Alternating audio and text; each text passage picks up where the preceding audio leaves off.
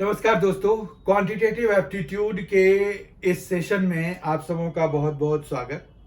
आज quantitative aptitude का हम एक बहुत ही इंपॉर्टेंट टॉपिक लेने जा रहे हैं, वो है फैक्टर थ्योरम। फैक्टर थ्योरम से हमें क्वेश्चंस पूछे जाते हैं कि जैसे आपको एक नंबर देके पूछेंगे कि इसके कितने फैक्टर्स होंगे, ठीक है। दूसरा ये पूछ सकते हैं कि नंबर ऑफ प्राइम फैक्टर्स कितने हैं। तीसरा वो पूछ सकते हैं कि number of distinct prime factors कितने हैं। फोर्थ वो पूछ सकते हैं कि सम ऑफ ऑल द फैक्टर्स कितने हैं। और लास्टली वो पूछ सकते हैं कि प्रोडक्ट ऑफ फैक्टर्स कितने हैं। तो आज के इस सेशन में हम उन्हीं बिंदुओं पे, मतलब ये जो 5 चीजें मैंने आपको बताई, तो उनको हम कंसीडर करने जा रहे हैं। आपको क्या क्या पूछा जा सकता है ये आपको बताया मैंने। तो यहाँ पर जैसे मान रखिए कि हमारे पास n एक कोई नंबर है और उसका हमने प्राइम फैक्टर्स किया, ठीक है। प्राइम फैक्टर्स हमने किया तो यहाँ पर जो है दो प्राइम नंबर्स हमारे पास आए, P1 और P2। तो मान रखिए कि P पर जो हमें P1 जो आए वो A टाइम्स आए, जबकि P2 जो है वो B टाइम्स आए। तो हमें क्या क्या क्वेश्चन होगा, क्वेश्चंस पहले हम देख लेते हैं। जो जो आपको बताया गया था, क्या क्या पूछ सकते हैं वो कि नंबर ऑफ फैक्टर्स कितने होंगे, नंबर ऑफ फैक्टर्स कितने होंगे, ठीक है। फिर नंबर ऑफ प्राइम फैक्टर्स कितने होंगे, ये पूछ सकते हैं। तो नंबर ऑफ प्राइम फैक्टर्स हमें देखना है, number of prime factors.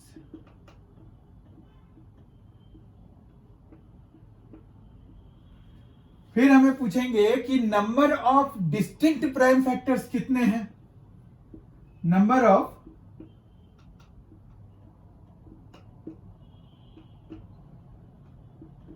Distinct prime factors कितने हैं।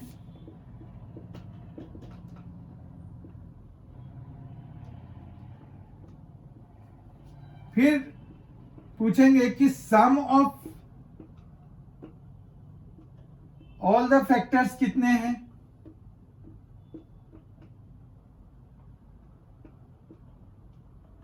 और लास्टली पूछेंगे कि प्रोडक्ट ऑफ फैक्टर्स कितने हैं, प्रोडक्ट ऑफ फैक्टर्स कितने हैं।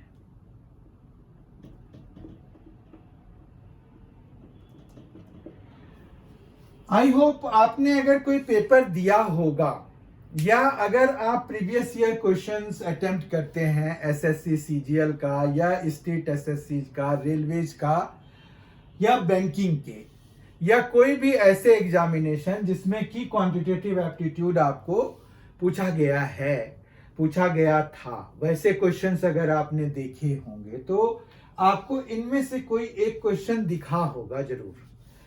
अगर ये आपको दिखा है तो आपको अटेम्प्ट करने के लिए कम से कम समय में हम कैसे उनको अटेम्प्ट करेंगे ये हमें आना चाहिए, ठीक है। तो हम नंबर ऑफ फैक्टर्स की बात करें अगर, तो हमारे पास नंबर ऑफ फैक्टर्स सीधा सीधा आप एक फॉर्मूला यूज करते हैं, वो है a+1 और इनटू में b+1। मान रखिए आपने कोई नंबर जो आपको दिया हुआ है उसका फैक्टराइजेशन किया और वहां पर यहां पर तो 2 आए हुए हैं, हो सकता है ना कि 3 आ जाएं, 4 आ जाएं, 5 अलग अलग प्राइम नंबर्स आ जाएं और उनके अलग अलग पावर्स हों। तो आपको प्राइम नंबर्स जो प्राइम फैक्टर्स आएंगे उनके पावर्स देखने हैं। वो पावर में आपको क्या करना है, सब में 1 1 ऐड करना है। जैसे मान रखिए यहां पर 2 आए हैं प्राइम नंबर्स, प्राइम फैक्टर्स। तो हमने एग्जाम्पल के लिए लिया है, तो वो A टाइम्स रिपीटेड है P1 और B टाइम्स रिपीटेड है P2। तो हमारा जो टोटल नंबर ऑफ फैक्टर्स हो जाएगा वो A+1 इंटू B+1 हो जाएगा। अब मान रखिए कि P3 भी एक प्राइम फैक्टर है इसका, जो कि C टाइम्स रिपीट हुआ है, तो यहां पर इंटू में C+1 भी आ जाएगा। आई होप आपको समझ में आ गया होगा कि फॉर्मूले को आप कैसे एक्सटेंड कर पाएंगे, कोई दिक्कत नहीं है इसमें, ठीक है। और अगर कहेंगे कि नंबर ऑफ प्राइम फैक्टर्स कितने हैं, तो वो बहुत ही ऑब्वियस सा है कि यहां पर ए बारी ये रिपीट हो रहा है, बी बारी ये रिपीट हो रहा है, तो ये जो है ए प्लस बी हो जाएगा, कोई प्रॉब्लम नहीं है इसमें। Number of distinct prime factors कितने हैं, तो आप देखिए एक ये है और एक ये है, तो डिस्टिंक्ट प्राइम फैक्टर्स जो है वो तो 2 ही हैं, तो हमारे पास यहां पर काउंट करना पड़ेगा कि कितने हैं। तो आप जो है इसको काउंटिंग वाला रख लीजिए कि काउंट कर लीजिए भाई, है काउंट करके बता दीजिए कि कितने हैं, ठीक है। अब आता है sum of all the prime factors की बारी। Sum of all the prime factors में हम क्या करेंगे, ठीक है। तो जैसे हमारे पास यहां पर P1 A टाइम्स तक रिपीट हुआ है, ठीक है, तो हम P1 के अलग अलग डिग्रीज लेकर A तक जाएंगे, क्योंकि A आपके पास क्या होगा, एक नेचुरल नंबर होगा, ठीक है। तो उस नेचुरल नंबर में लास्ट तक A तक जाएंगे।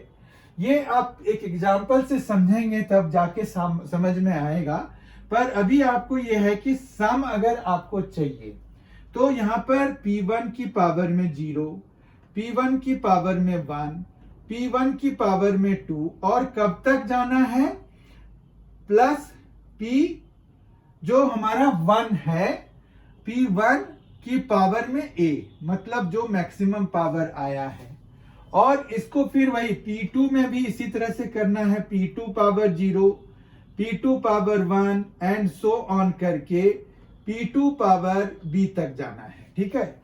और इनको सम करके इनटू जब आप कराएंगे तो जो आपको मिलेगा वो सम ऑफ फैक्टर्स होंगे, ठीक है। अब आ जाता है ये लास्ट, प्रोडक्ट ऑफ फैक्टर्स, कि भाई प्रोडक्ट ऑफ फैक्टर्स कितने होंगे।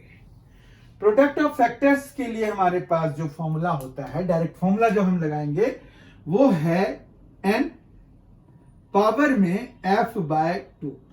अब ये f क्या है, f है नंबर ऑफ फैक्टर्स, f है नंबर ऑफ फैक्टर्स। तो नंबर ऑफ फैक्टर्स बेसिकली कितने हैं, ये है a plus 1 into B plus 1, तो वो f बनेगा, ठीक है। तो यहां पर आप एज ए फॉर्मूला ये लिख सकते हैं कि भाई f जो है वो a प्लस 1 और इंटू में b प्लस 1 के बराबर है, ठीक है, कोई प्रॉब्लम नहीं है। तो ये जो है n की पावर में f बाय 2 हो जाएगा। इसको आप लिख लीजिए, स्क्रीनशॉट ले लीजिए ताकि आपको ध्यान रहे, वीडियो को पॉज करके आप लिख लीजिए। अब जो है हम एक एग्जाम्पल लेंगे और उससे देखेंगे कि हमारे पास ये कैसे, आखिर ये फॉर्मूला काम कैसे करता है, ठीक है। तो मान रखिए हमने जो है वो ले लिया 96, ठीक है। 96 एक नंबर लिया हमने, 96 का हमने प्राइम फैक्टराइजेशन किया, 48 आया, 2 है 24 हो जाएगा, 2 है 12 हो जाएगा, 2 है 6 हो जाएगा, 2 है 3 हो जाएगा, और 3 है 1 हो जाएगा, ठीक है। इस तरह से अगर हम देखें तो हमारे पास 2 की पावर में कितना आ गया है, 1 2 3 4 5, तो 2 की पावर में 5 आ गया है और 3 की पावर में 1 आया है, ठीक है। तो ये नंबर हमारे पास क्या है, 96 है। तो 96 को आप क्या लिख सकते हैं, 96 is equal to 2 power 5 into 3 power 1, ठीक है। अब जो है आप आ जाइए नंबर ऑफ फैक्टर्स पे। तो नंबर ऑफ फैक्टर्स इसके कितने हो जाएंगे, नंबर ऑफ फैक्टर्स जो है वो हो जाएंगे 5 प्लस 1, क्योंकि ये 5 है उसमें एक बढ़ाना है, और 1 प्लस 1, तो टोटल हो गया हमारे पास 6 इंटू 2, तो ये आ गया 12, ठीक है। तो नंबर ऑफ फैक्टर्स इसमें आ गए 12। लेट अस सी 12 है कि नहीं।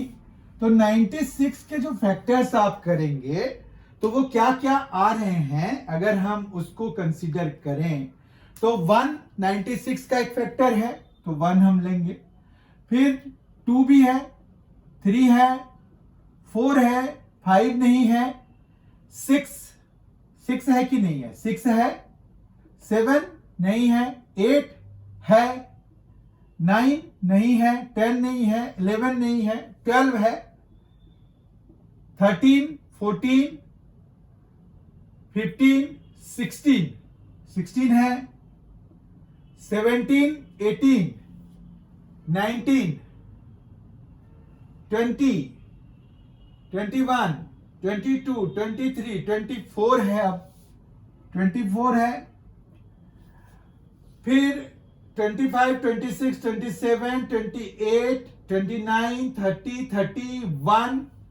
31, 32 है, 32 है। अब जो है सीधा कहां पहुंचेंगे हम? 32 है तो 48 अब पहुंच जाएंगे, तो 48 भी एक फैक्टर हो गया और फिर 96 भी एक फैक्टर हो गया। काउंट कीजिए कितने हैं ये? 1, 2, 3, 4, 5, 6, 7, 8, 9, 10, 11, 12। हमारे पास नंबर ऑफ फैक्टर्स कितने आए थे बाय यूजिंग द फॉर्मूला? 12। ये देखिए, तो इस तरह से हम बहुत ही जल्दी से नंबर ऑफ फैक्टर्स निकाल सकते हैं। हम प्राइम फैक्टराइजेशन कर देंगे और उसमें जो है नंबर ऑफ फैक्टर्स, हम जो भी डिग्री आ रहा होगा प्राइम फैक्टर्स पे, उसमें 1 1 ऐड करके मल्टीप्लाई करा देंगे। अब यहां पर चूंकि 2 ही आ रहे थे तो हमारा ये फॉर्मूला लग गया। अगर 3 होंगे तो C+1 आ जाएगा, 4 होंगे तो D+1 आ जाएगा। जहां पर A, B, C, D वो पावर्स होंगे उन प्राइम फैक्टर्स की। ठीक है, आपको समझ में आ गया होगा। अब अगर हम नंबर ऑफ प्राइम फैक्टर्स देखें तो यहां पर कितने हैं? A प्लस B मतलब 5 प्लस 1 मतलब 5 प्लस 1 तो 6 है। तो ये फॉर्मूला हमारे पास लग जाएगा सीधा सीधा। तो 6 प्राइम फैक्टर्स हैं, वो तो हमें दिख ही रहा है, 5 2 हैं और 3 1 है। एक बारी 3 आए हैं और 5 बारी 2 आए हैं। तो इसका मतलब ये हो गया कि हमारे पास टोटल प्राइम फैक्टर्स कितने हैं? 6 हो गए, 5 प्लस 1 6 हो गया। तो A प्लस B से हमारा सीधा सीधा कैलकुलेट हो गया। और number of distinct prime factors की बात करें अगर, तो डिस्टिंक्ट प्राइम फैक्टर्स कितने हैं? तो 2 हैं। एक तो 2 आया है और एक 3 आया है। ठीक है, तो वो जो है काउंट करके हम बता सकते हैं। अब आ जाते हैं हम, जो कि बहुत ही इंपॉर्टेंट है, जो कि थोड़ा सा अनयूजुअल सा हमें लग रहा है, कि सम ऑफ ऑल द फैक्टर्स कैसे निकालेंगे। तो सम ऑफ ऑल द फैक्टर्स के लिए आप क्या करेंगे? यहां पर जैसे P1 क्या है? 2 है, तो 2 की पावर 0, ठीक है, 2 की पावर 1, 2 की पावर 2, क्योंकि 5 तक जाना है, 2 क्यूब, 2 पावर 4, 2 पावर 5 हो जाएगा। और इनटू में हम कराएंगे 3 पावर 0 और 3 पावर 1। इस तरह से हमारे पास ये 1 हो गया, 1 plus 2 plus 4 plus 8 plus 16 plus 32, ठीक है, और इनटू में हो जाएगा 1 प्लस 3। तो इस तरह से ये आ गया 48, 56, 60, 62, 63 इंटू 63 इंटू 4, तो ये आ जाएगा आपका कितना? 2 आ जाएगा। ठीक है, तो 252 आ गया हमारे पास। और आप इन फैक्टर्स को ऐड करके भी देख सकते हैं कि उनका जो सम है वो कितना है। मतलब आप जो है इसको, ये जो फैक्टर्स आए हैं इनको ऐड करके देख लीजिए, ये भी आपको 252 ही आएंगे। तो इस तरह से सम ऑफ ऑल द फैक्टर्स हमारे पास 252 आ जाएगा। फिर हमारे पास जो है ये लास्ट प्रोडक्ट ऑफ फैक्टर्स। तो प्रोडक्ट ऑफ फैक्टर्स क्या है? नंबर यहां पर कितना है हमारे पास? नंबर है हमारे पास 96 हो गया नंबर। और उसके जो पावर में है f/2, f कितना है? नंबर ऑफ फैक्टर्स, ये f है। तो यहां पर नंबर ऑफ फैक्टर्स है 12, तो 96 की पावर 12/2 यानी कि 96 की पावर में 6 जो है हमारा product of all the factors of 96 हो जाएगा। ठीक है, तो इस तरह से हम फैक्टर थ्योरम में ये 5 पॉइंट्स करते हैं जिसके बेसिस पर हमें क्वेश्चंस पूछे जाते हैं। आई होप कि आपको ये सारे समझ में आ गए होंगे। अगर कुछ नहीं आया है तो आप जरूर कमेंट में हमें बताएं ताकि हम उसके ऊपर काम कर पाएं। बहुत ही जल्द हमारी मुलाकात होगी। अगर आपने अभी तक MNC एजुकेशन को सब्सक्राइब नहीं किया है, प्लीज डू सो। बहुत ही जल्द हम मिलेंगे क्वांटिटेटिव एप्टीट्यूड के अगले सेक्शन के साथ। Thank you, thanks a lot.